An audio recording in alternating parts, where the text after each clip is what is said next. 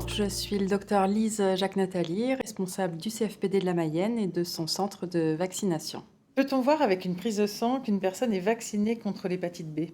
Oui, je rappelle que la sérologie de dépistage de l'hépatite B comporte trois marqueurs. L'antigène HBs, marqueur direct de l'infection puisqu'il s'agit d'un antigène de surface du virus de l'hépatite B. Les anticorps anti-HBC qui témoignent d'un contact avec le virus, donc positif en cas d'infection chronique ou ancienne. Et les anticorps anti-HBs, eux, sont les anticorps que l'on produit contre l'antigène HBs viral ou vaccinal. Donc, ils vont témoigner d'un antécédent d'infection ou bien d'une immunité induite par la vaccination. On ne va ici s'intéresser qu'aux personnes qui n'ont jamais rencontré le virus, donc avec antigène HBs et anticorps anti-HBC négatifs. Et dans ce cas, si le taux d'anticorps anti-HBs est supérieur à 10 unités internationales par litre, 10 correspondant au seuil de protection, ça va signer un antécédent de vaccination. Mais attention, on ne peut pas pour autant affirmer que la personne est suffisamment vaccinée ni qu'elle est protégée sur le long terme. Pour ça, il nous faut soit des documents vaccinaux attestant d'un schéma de vaccination complet, soit, en l'absence de preuves vaccinales, que le taux soit supérieur à 100. Est-ce que l'inverse est vrai? Peut-on affirmer devant une sérologie négative qu'une personne n'est pas vaccinée contre l'hépatite B? C'est là que les choses se compliquent. Parce qu'un résultat négatif ne signifie pas nécessairement qu'une personne n'a pas été vaccinée et ne remet pas non plus en cause son immunité ou la protection contre la maladie. Pourquoi?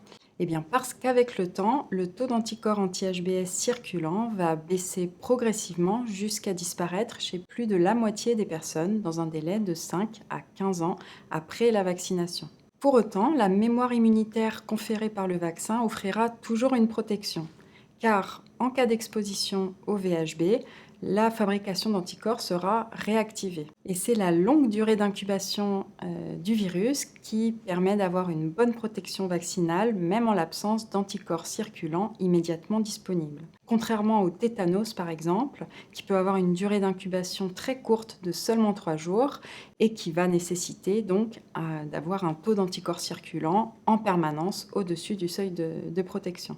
En fait, une sérologie VHB négative peut se voir dans plusieurs situations très différentes.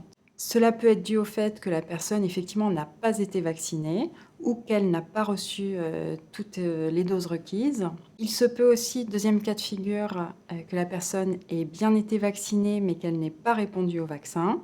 Et enfin, qu'elle ait été correctement vaccinée, qu'elle soit bien protégée mais que ses anticorps ne soient plus détectables en raison du délai depuis la vaccination. C'est le contexte qui éventuellement peut nous éclairer, notamment si les antécédents vaccinaux sont connus. Comment interpréter une sérologie de l'hépatite B négative si les antécédents vaccinaux sont inconnus ou incertains? Alors l'astuce dans ce cas consiste à administrer une injection vaccinale, puis à contrôler la sérologie 4 à 8 semaines plus tard. Si le taux est supérieur à 100, on parle de réponse anamnestique, qui témoigne de la mémoire immunitaire induite par une vaccination antérieure suffisante pour assurer une protection à long terme. Si le taux est inférieur à 100, on ne peut pas affirmer la même chose et il va être nécessaire dans ce cas de compléter la vaccination. Et si la sérologie de l'hépatite B est négative après une dose vaccinale? Est-ce que c'est ça, être non-répondeur? Non, la réponse vaccinale s'évalue 4 à 8 semaines après la dernière dose d'un schéma de vaccination complet. Si à ce stade il n'y a pas de réponse, 1 à 3 injections supplémentaires, soit jusqu'à 6 doses au total, vont être administrées avec un contrôle des anticorps après chaque dose complémentaire. Si le taux d'anticorps anti-HBs reste inférieur à 10 après la 6e dose, c'est là qu'on peut vraiment parler de non-réponse. Quand réaliser une sérologie de l'hépatite B? Bien sûr, pour les personnes à risque d'exposition ou devant des signes évocateurs, dans un but de dépistage et de diagnostic, mais ça n'est pas le sujet ici. La question est de savoir si un contrôle sérologique doit être réalisé chaque fois qu'une personne est vaccinée. Et la réponse est non. La règle générale est même qu'il n'est pas recommandé de vérifier la réponse vaccinale. Parce qu'il s'agit d'une vaccination très efficace, il n'y a pas de raison de penser qu'une personne jeune, en bonne santé, immunocompétente ne réponde pas à cette vaccination. Comme toute règle, il y a des exceptions. Le scénario le plus courant est celui d'une personne dont les antécédents vaccinaux sont inconnus ou incertains.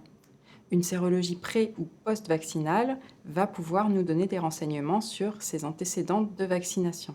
La nécessité de vérifier la réponse vaccinale, ensuite, va concerner au cas par cas les personnes à haut risque d'exposition et ou à risque de non-réponse, comme celles susceptibles de recevoir des transfusions répétées, candidates à une greffe, les personnes dialysées, les personnes immunodéprimées, les partenaires sexuels des personnes infectées, les nouveau-nés de mères antigènes HBs+, et enfin les étudiants et professionnels de santé soumis à une obligation vaccinale avec un contrôle sérologique systématique et dans l'obligation de fournir une preuve d'immunisation. Et cette preuve d'immunisation, c'est tout simplement la preuve d'une protection vaccinale à long terme que l'on a déjà vue au début de cette vidéo. Et enfin, dernière question, y a-t-il un intérêt à surveiller le taux d'anticorps anti-HBs au fil du temps? On voit souvent au centre de vaccination des personnes qui ont déjà eu par le passé un taux d'anticorps anti-HBs positif et chez qui ce taux est malgré tout recontrôlé quand ce n'est pas une sérologie complète, par exemple pour entrer dans une formation de santé.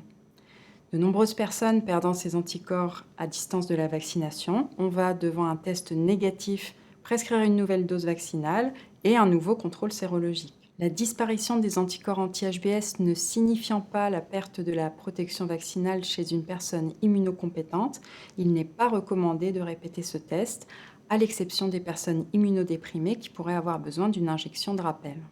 La difficulté est souvent dans le fait de pouvoir disposer de la preuve d'immunisation, parfois ancienne. D'où l'intérêt, et je vais conclure là-dessus, d'encourager ces patients à conserver des traces dématérialisées de leurs documents importants, tels que, pour ce qui nous intéresse ici, leurs documents vaccinaux ou un taux d'anticorps anti-HBs positif.